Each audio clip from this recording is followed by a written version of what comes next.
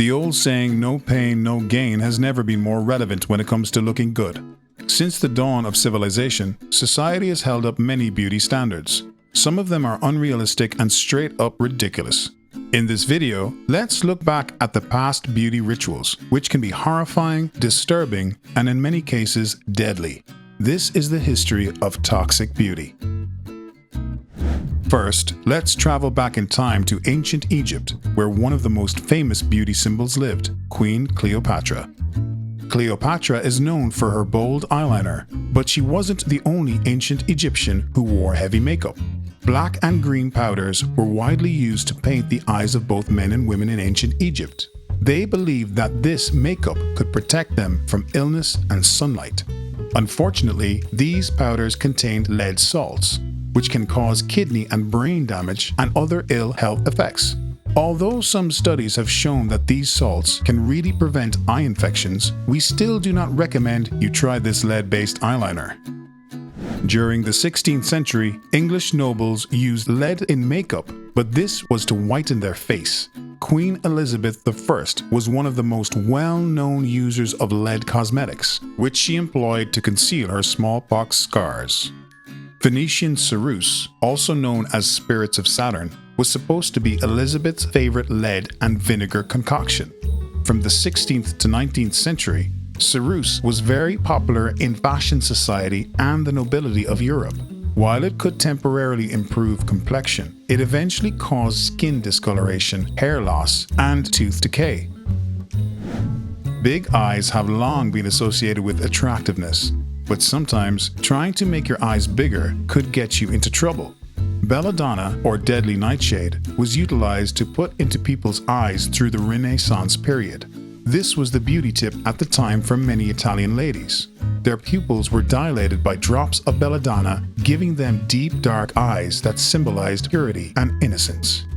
However, belladonna can cause visual distortion, and if taken systematically, it can quickly kill you.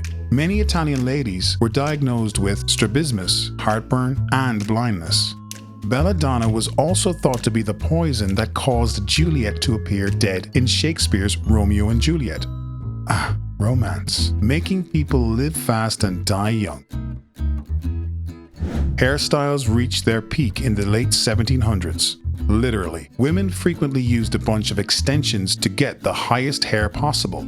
The hair was then curled using hot tongs, held in place with lard, and powdered with lead. Women wore these hair frames for a long time, even though they would often become infested with lice and rats. When the lice came, many used long scratching sticks to scratch their heads. There were even women wearing cages at night to keep the mice away.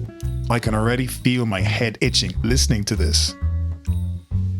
Mercury was used to treat blemishes and syphilis before the days of benzoyl peroxide, giving rise to the amusing proverb, "A night with Venus, a lifetime with Mercury." It can, however, cause birth defects, kidney and liver issues, weariness, tremors, depression, and a metallic taste in the mouth if absorbed via the skin. And of course, there's death. Here are women's beauty standards in the 19th century. Delicate, white-skinned, big-eyed dames who were likely to fall into a faint at any moment. Why? Because many tried to get this look by eating arsenic wafers. Another way to achieve this appearance was using skincare products with heavy doses of arsenic. The entrepreneurs of the day saw an opportunity there, and many products with arsenic hit the market. However, arsenic can destroy red blood cells, leading to pale skin and eventually death. Besides death, it could also make you go bald. Is this the reason why ladies had to keep their hair as high as possible? To add insult to injury, if you stopped taking arsenic abruptly, it would cause your complexion to go haywire, thus incentivizing you to keep taking it, and then you become an arsenic addict. In the 19th century, a beauty column called The Ugly Girl Papers, published in Harper's Bazaar, recommended readers to cover their faces with opium overnight as they slept, then rinsing it thoroughly in the morning with ammonia, the compound that can burn your delicate tissues. Ammonia and opium, that's what people called an excellent combination for your skin. and I was starting to think that the Korean 7-step skincare is frustrating. There's one more toxic beauty trend in the 19th century, using thallium acetate as a hair removal treatment. Thallium was first given as a treatment for scalp ringworm, but it didn't work by eliminating the ringworm. Instead, it caused the user's hair to fall out, making the ringworm easier to treat. The chemical was used in a depilatory cream sold to ladies for over half a century. The problem is that thallium is extremely toxic and causes poisoning when it comes into contact with the skin. After a succession of tragic events, including one in which a youngster put thallium acetate on bread and ate it then died, thallium was widely acknowledged as a bad idea all round by the 20s and 30s. When the 20th century came, and before diamonds became a woman's best friend, there was radiation. You heard that right. And it's not because the ladies wanted to see if they could have superpowers or not. They just wanted to try radioactive skincare.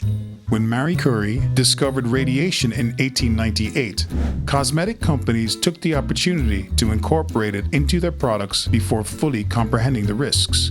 Companies like Radior and Thoradia sold radioactive creams, soaps, and other beauty products in the 1920s and 1930s, claiming that their luminous energy would renew the skin. It's all vitality and brightness until someone's jaw falls off. Too much radiation exposure cannot rejuvenate your skin or make you become Captain Marvel. Instead, it causes cancer, radiation sickness, and death.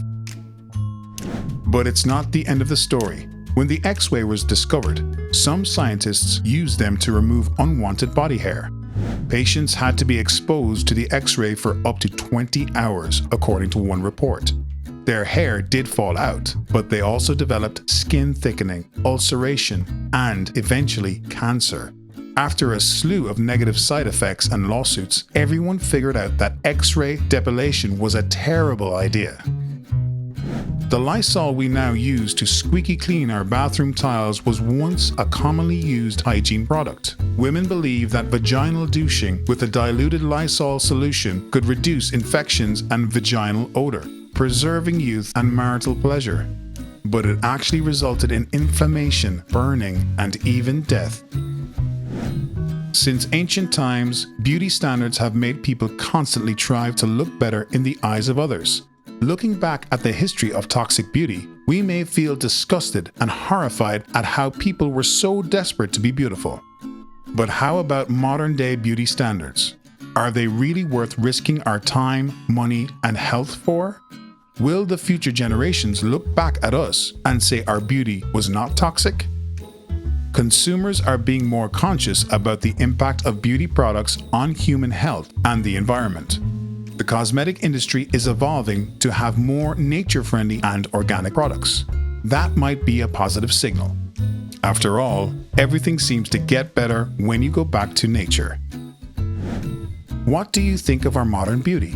And what is your routine to look your best? Share your skincare tips with us in the comments section below, and make sure to subscribe to our channel for more videos. Thanks for watching.